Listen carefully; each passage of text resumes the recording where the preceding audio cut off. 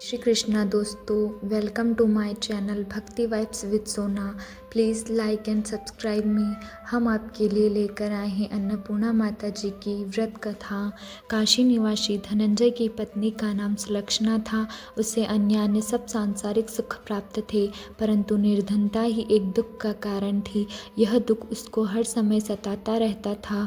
एक दिन सुलक्षणा अपने पति से बोली, स्वामी आप कुछ उद्यम करो तो काम बने, इस प्रकार कब तक काम चलेगा। सुलक्षणा की बात धनंजय के मन में बैठ गई और वह उसी दिन विश्वनाथ शंकर को खुश करने को पूजा में बैठ गया।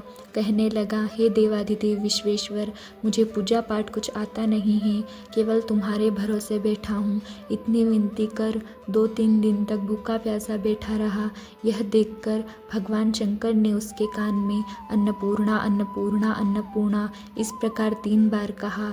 यह कौन क्या कह गया, इस सोच में धनंजय पड़ गया और मंदिर से आते हुए ब्राह्मणों को देखकर पूछने लगा, पंडित जी यह अन्नपूर्णा कौन है। वे बोले, तू अन्न छोड़ बैठा है, सो हर समय अन्न की ही बात सोचती है। जा घर जा, अन्न ग्रहण कर।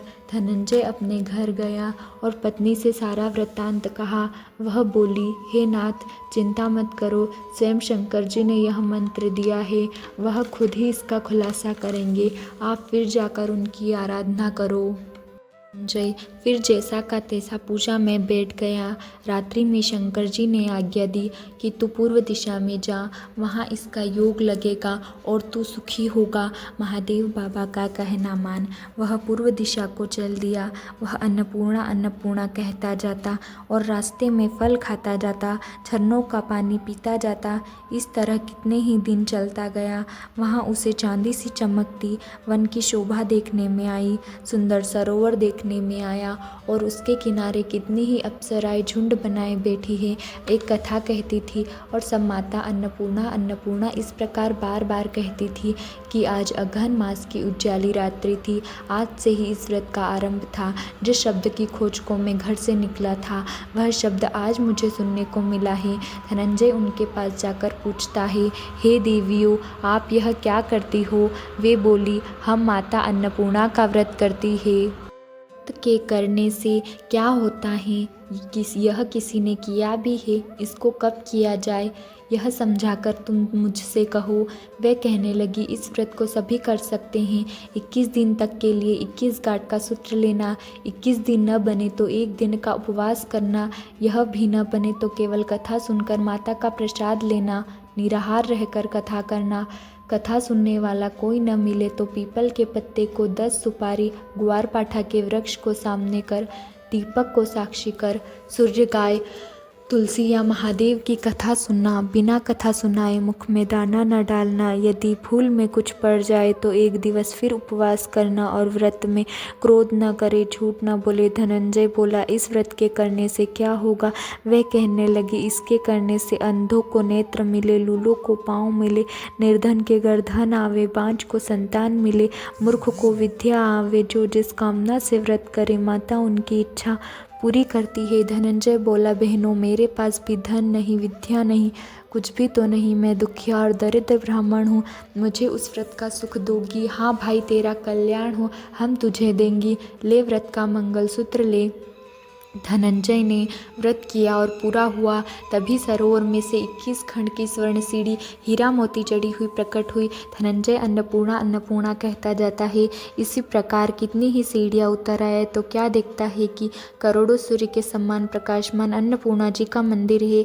उसके सामने सिंहासन पर अन्नपूर्णा विराजमान है। सामने भिक्षा हेतु भगवान शंकर खड़े हैं। देवांगनाएं चंवर ढुलाती हैं, कितने ही हथियार बांधे पहरा देती है। धनंजय दौड़कर माता के चरणों में गिर पड़ा। माता उसके मन का क्लेश जान गई।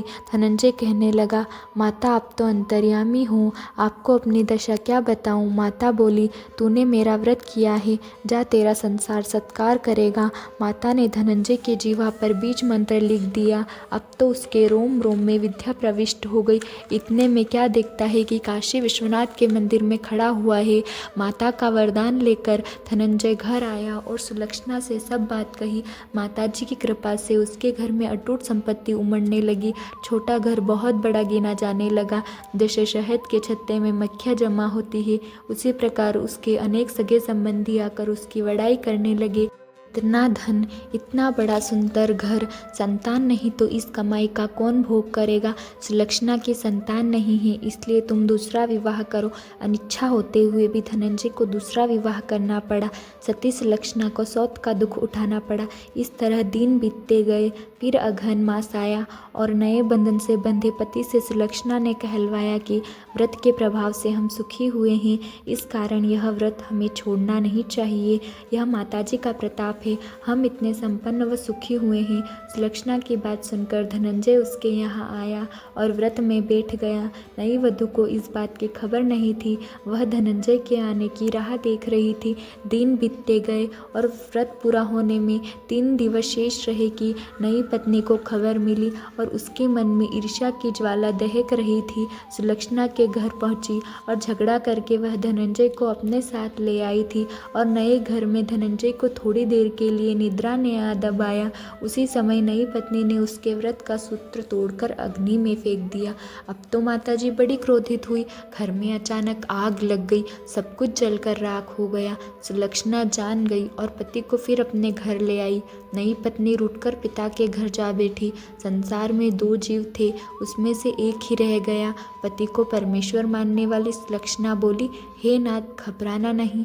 माताजी की कला अलौकिक है। पुत्र कुपुत्र हो जाता है पर माता कुमाता नहीं होती। आप माता में श्रद्धा रखें, फिर आराधना शुरू करो, वे अवश्य हमारा कल्याण करेगी। धनंजय फिर माता का व्रत करने लगा। फिर वही सरोवर सीढ़ी प्रकट हुई, उसमें अन्नपूर्णा माह कहकर उतर गया। वहाँ माताजी के चरणों में रुदन करने लगा। माता प्रसन्न होकर बोली, यह मेरी स्वर्ण की मूर्ति ले और इसका पूजन करना, तो फिर सुखी हो जाएगा। जाओ, तुमको मेरा आशीर्वाद है। तेरी स्त्री सुलक्षणा ने श्रद्धा से मेरा व्रत किया है, उसको मैंने पत्र दिया। धनंजय ने आंखें खोली और खुद को काशी विश्वनाथ के मंदिर में खड़ा पाया। वहाँ से फिर उसी प्रकार घर को आया। इधर सुलक्षणा के दिन चढ़े और महीने पूरे होते ही पुत्र का जन्म हुआ। गांव में आश्चर्य की लहर दौड़ गई, मान्यता आने लगी। इसी प्रकार उस गांव के निःसंतान सेठ के पुत्र होने से उसने माता अन्नपूर्णा का सुंदर मंदिर बनवाया। उसने माता अन्नपूर्णा धूमधाम से पधारी, यज्ञ किया और धनंजय को मंदिर का आचार्य पद दिया और जीविका के लिए मंदिर की दक्षिणा और रहने के लिए बड़ा सुंदर भवन बनवा दिया। धनंजय भी स्त्री पुत्र सहित वहाँ रहने लगा। माताजी की चढ़ोतरी से भरपूर आमदनी होने लगी।